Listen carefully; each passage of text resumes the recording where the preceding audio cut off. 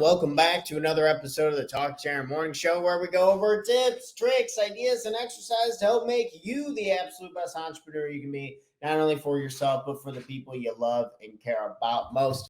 You become better for not only you, but the people you love and care about most. You gotta be a little uncomfortable and take that leap of faith. You're in control of the process. I'm here with you. If we don't continue to grow, if we don't continue to move on, we will be sad and upset.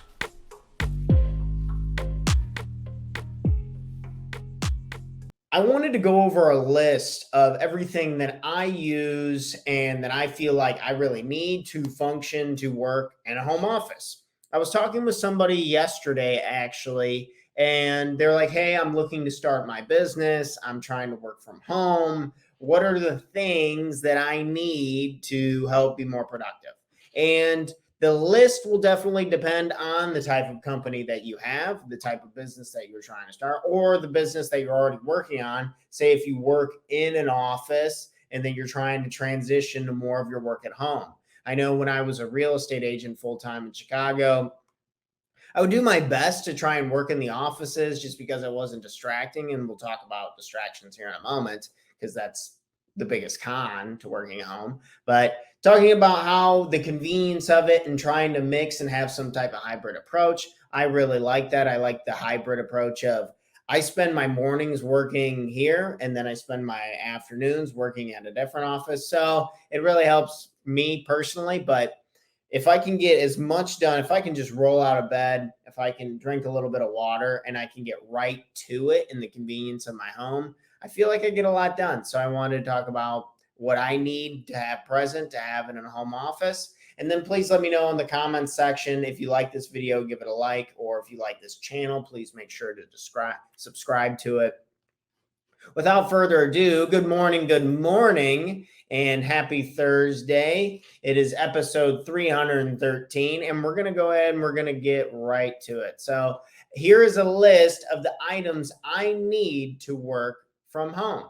And the first item that we would need is a laptop. The first item that we need is a laptop. I personally like the laptop more than the computer for my home office because the mobility of it. So as soon as I'm done working here in the mornings, I go somewhere to work. I go to another office to work in the afternoons, and I can just close the computer up, boom, off we go. So mobility is a big thing for me and my businesses and what I do. So you got to ask yourself, is it worth getting a nicer laptop? Is really expensive. I got this MacBook Pro and I juiced it up, put a lot of beefier processors and RAM and all of this, the graphics card.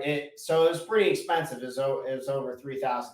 But to me, it's like $3,000 and then mobility and a full-on business out of the computer, because I can honestly go without everything else. But this is number one for me, is the laptop. And I really like Apple's products. I'm a huge fanboy, so I go with the MacBook Pros. But the laptop is numero uno for me. So on to number two. Ask yourself, do you want a PC? Do you want to, whoever, my guy who edits my videos, he's big on PCs and kind of customizing different pieces. And that works really well for him, and it's cool to hear about. I just need something that I can like grab and go in an instant. Like I could go meet a client at a coffee shop with everything in my business in a second. So that is why that one means so much to me. Number two is a second monitor. So a monitor.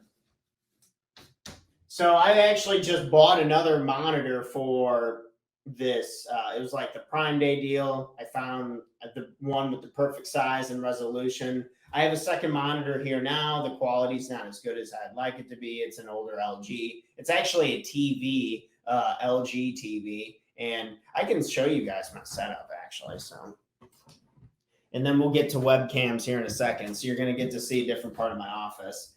So this is kind of my setup right now. And this is this would be my second monitor, and of course the laptop, and then I'll come back to show you the other stuff here in a second. We'll be bouncing around a little bit today, moving and grooving. Second monitor. Next one is webcam and tripod, what I was just moving around. So webcam and tripod.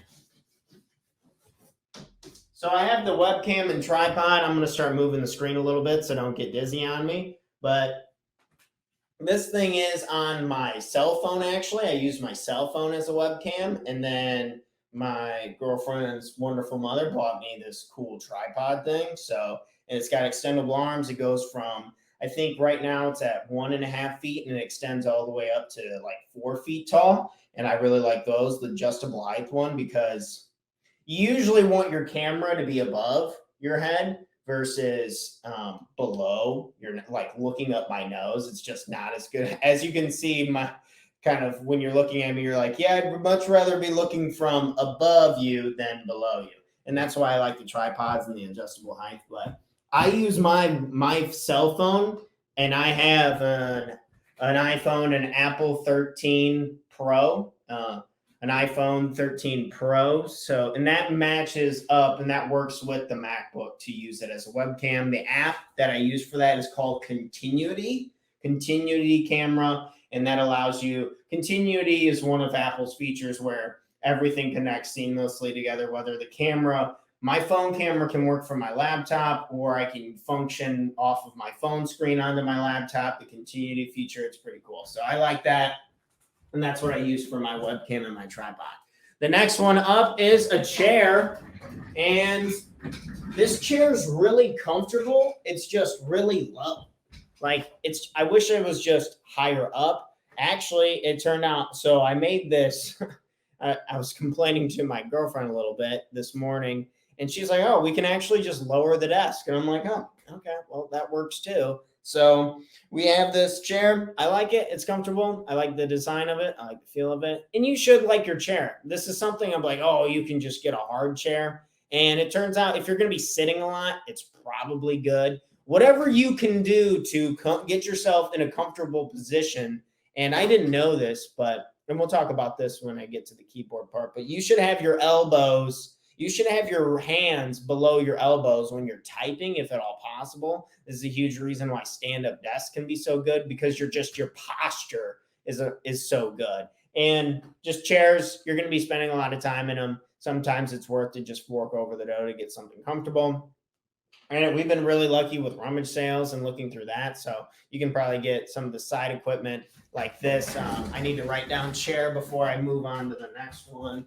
Chair for number 4, and then number 5. This is also, so the chair and the desk you can get from rummage sales more dominantly than others.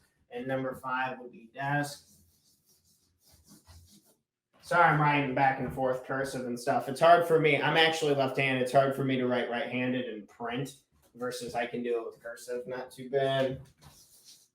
Number 6 on our list. So after you get a desk, you want to make sure you get a nice desk, have it, make sure it's wide enough. So as you saw with my setup, this desk, this one could be a little wider. See how it's a little cramped over here. So if you could get something a little wider, it'd probably be nice. But overall, it's definitely awesome. And also, like we were talking about, it turns out you can actually adjust that height over there. So we're going to pull that down a little bit, but okay. So that was my desk. Now we're on to number 6. Number 6 is the chalkboard wall. The chalkboard wall. This was, I think, my favorite, well, aside from the laptop, because it's so functional. But number 6 would probably be this wall. So this chalkboard wall, having some type of chalkboard and canvas. So if you can dedicate a whole wall space, I know not everyone can do this at home, but you can buy this paint. It's thick as mud, and you just lay it over. Make sure to put 2 coats on it, or else you can possibly scratch through it. Let it settle for a day, put another coat on it, and I promise it's worth it. But we have the chalkboard wall. And as you can see from this, like, look at how much value I'm getting out of this chalkboard wall, just making tons and tons of content. I'm going to be talking on here for decades and just how many ideas can I get onto here? How can I better convey my message of what I'm trying to get off as a life coach, someone who helps you become a better version of yourself? How can I do this? I can think of 1,000 different ways, and we're going to have 1,000 different episodes to help convey this. And the chalkboard, I think, really helps make a huge difference. It just gets your ideas out there, helps you stand up, move around kind of more like you're giving a speech, because one of my goals is to become a better speaker. So it's like, how can you set your environment up to help you become the person that you want to become? And I think having a chalkboard, coming up here, writing, getting things out, having a little pressure as you're writing through it is good for you. So, all right, on to number 7, and that was number 6. Next one up is we have a whiteboard. So this one you guys don't get to see very much on the show. God, if I can spell. Whiteboard. Okay. So on to here, so we have, I have another whiteboard, and then this is what I pretty much use just to get more ideas out. So this is one of the ideas on the show coming up. So who are you helping? How are you helping? And what results are you going to help them get? And I use this maybe for idea generations, or I like to use it for to-do lists quite a bit. So, but it's pretty handy because sometimes we'll have stuff already written up here on the board. And I think just more, it doesn't hurt to have more creative space, just getting all your thoughts out. I've always really enjoyed that part of having a home office, is just getting the board out, kind of spraying it all on there. And then also being like, oh crap, I still have this over here to do. And then we're moving it over, and then we're working on it, and yada, yada. So I do like I like the whiteboard as well. On to the next one. I already need another piece of chalk. The next one we need is a keyboard, mouse, and wrist pad. So this one is one I just got recently. For some reason, I'm drawn to the colorful lights. It's on alternate colors.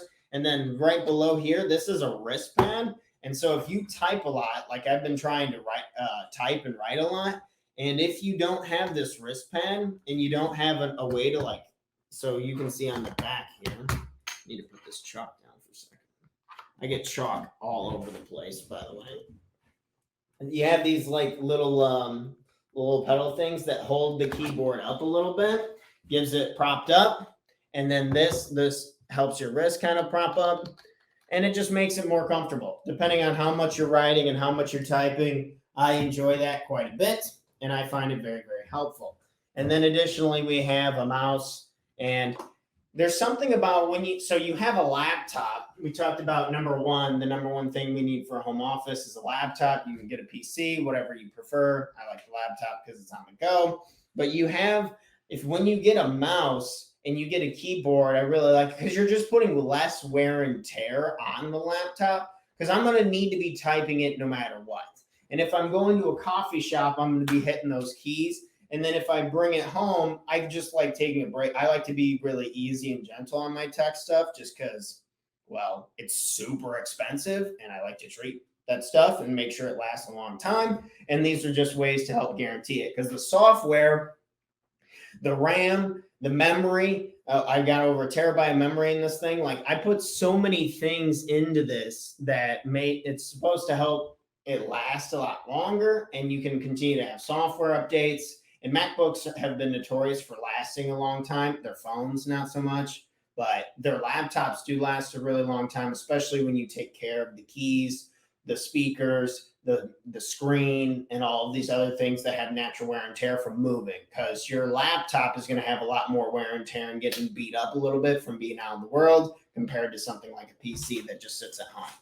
So what are we on to for number 9? It would be our chess timer. You guys have seen this sucker before. I think it's absolutely crucial. All you do is you decide that you want to work on something, and then you get your timer going. And while you're working on it, so while I'm on air, or say if you want to be a writer, if you want to create videos or something like this, then while you're working and you are being productive, you got one side going.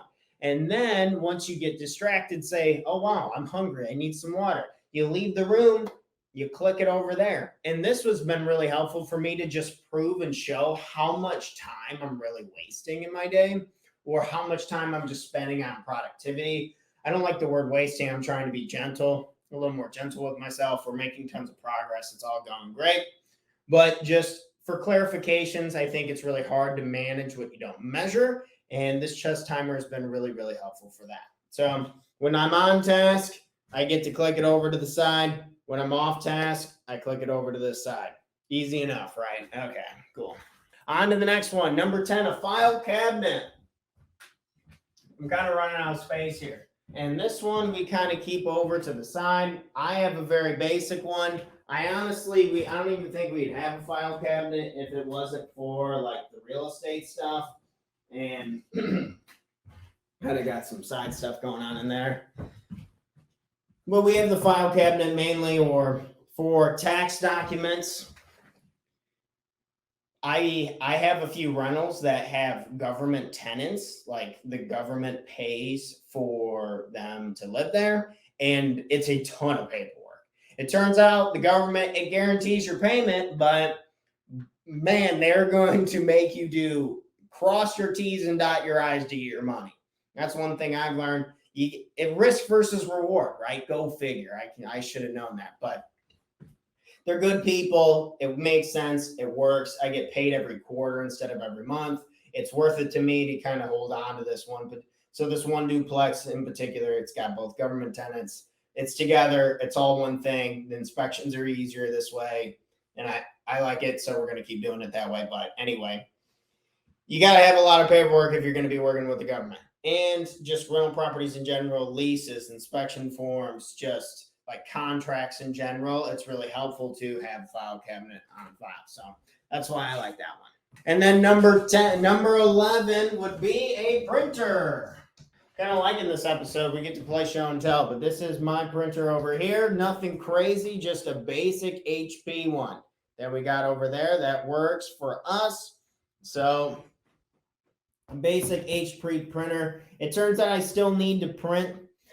If for my coaching company, I actually do need a printer because I print stuff out. I'll print out coaching exercises. This is kind of tilted, driving me crazy.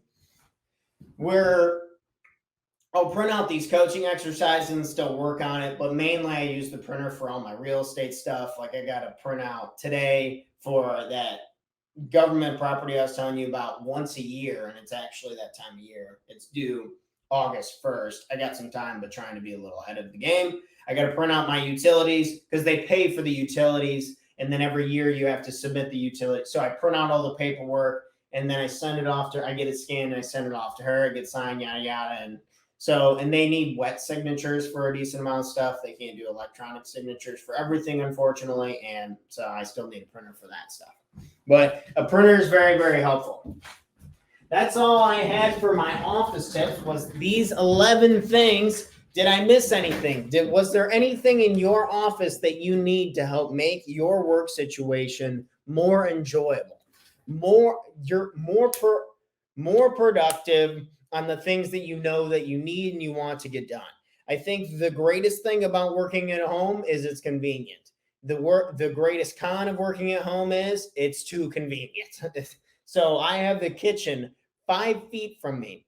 Maybe I eat too much. Maybe I'm walking over and doing this, or maybe I'm just getting distracted. We have a dog and 2 cats here, and it's like, oh, well, hey, little furry buddy, let's go for a walk or something like that. So when I'm not feeling it. So the greatest pro to working at home, I think, can also be the greatest con. So you got to balance it. Maybe ask yourself, know yourself. I don't do too bad working from home.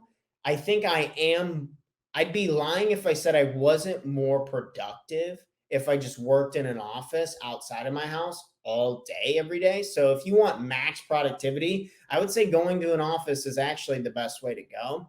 But for me, like I'm just not in a huge rush to, like, my businesses are growing. I'm putting myself in the right direction. I work every day. I stop when I'm tired. And I think I'm going to avoid burnout. And I think I'm just enjoying my life a lot more doing this. So this is why I do this. And if you're trying to save up money and reduce your expenses, working from home is not a bad gig. Thanks for checking out our content. If you want to learn more about investing in yourselves and working with me and our company personally, we offer a 6-week Total Life Mastery Bootcamp where we go over the most important topics to make sure that our life has the foundation we need to catapult us forward to take the right and proper actions to become happier and more productive, guaranteed, or our money back.